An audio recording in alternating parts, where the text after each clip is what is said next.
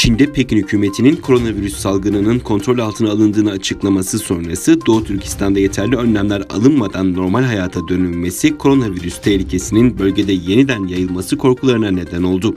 Çoğunluğu Uygur Türk'ü ve Müslüman azınlıklardan oluşan 25 milyon nüfuslu Doğu Türkistan'da resmi rakamlara göre bugüne kadar 76 koronavirüs vakası açıklandı ve 3 kişi hayatını kaybetti.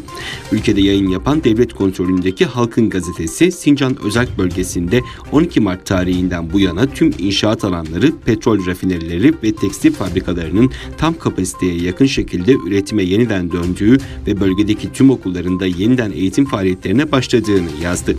Ancak bölgede yaşayanlar toplama kamplarında, özel fabrikalarda ve bölgedeki günlük yaşantı içerisinde hiçbir şekilde önlem alınmadığını, hastalık yeniden ortaya çıkarsa sağlık ve iletişim imkanları kısıtlı bölgede büyük bir felaketin yaşanabileceğini ifade ediyor. Öte yandan Çince yayın yapan Halkın Gazetesi 20 Mart tarihinden itibaren Doğu Türkistan'ın fakir bölgelerinden yaklaşık 20 bin Uygur ve Müslüman azınlığın Hotan, Kaşgar ve Urumçi gibi şehirlerdeki fabrikalara getirildiği ve ay sonunda bu sayının 50 bin olacağını duyurdu.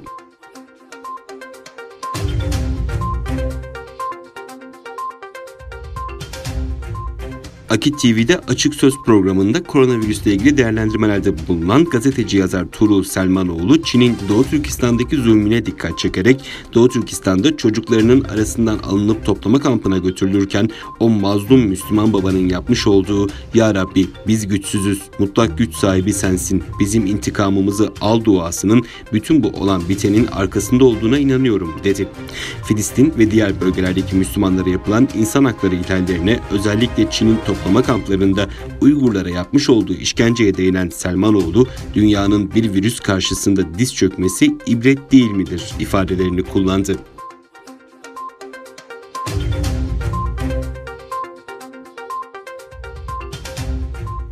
Birleşik Krallık'ta Boris Johnson hükümetinin Çin'e koronavirüs sürecinde yaptıkları nedeniyle öfkeli olduğu ve koronavirüs krizi bittikten sonra hesaplaşacağı ifade edildi.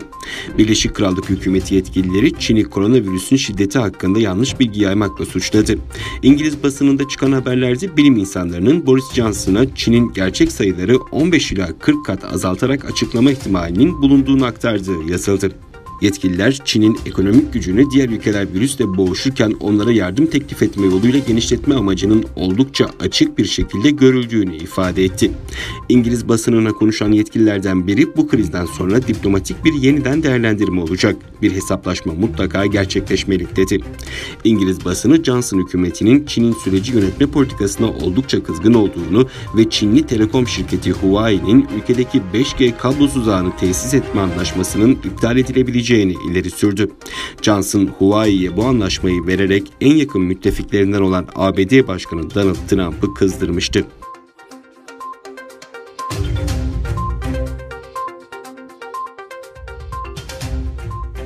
ABD Başkanı Donald Trump'la Rusya Devlet Başkanı Vladimir Putin küresel petrol krizine ilişkin bir telefon görüşmesi gerçekleştirdi. Beyaz Saray sözcülüğü Trump'la Putin arasında gerçekleşen koronavirüs salgını ve küresel petrol krizi konulu telefon görüşmesine ilişkin açıklama yaptı.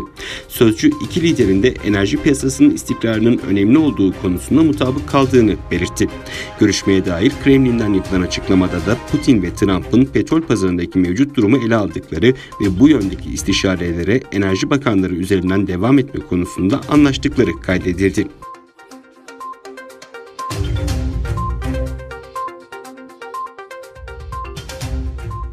Cumhurbaşkanı Recep Tayyip Erdoğan, Milli Dayanışma kampanyası başlatıldığını açıklayarak "Biz bize yeteriz Türkiye'm" diyerek başlattığımız bu kampanya için yardım hesapları açıldı.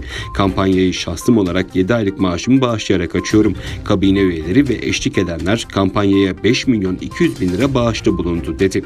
Cumhurbaşkanlığı kabine toplantısının ardından millete sesleniş konuşması yapan Cumhurbaşkanı Recep Tayyip Erdoğan, şu ana kadar hastanelerimizde diğer sağlık birimlerimize 24 milyon cerrahi maske, 3 milyonun üzerinde N95 maske, 1 milyonun üzerinde koruyucu tulum, 181 binin üzerinde koruyucu gözlük dağıttık. Bu malzemelerin üretimlerini daha da arttırma imkanına sahibiz ifadelerini kullandı.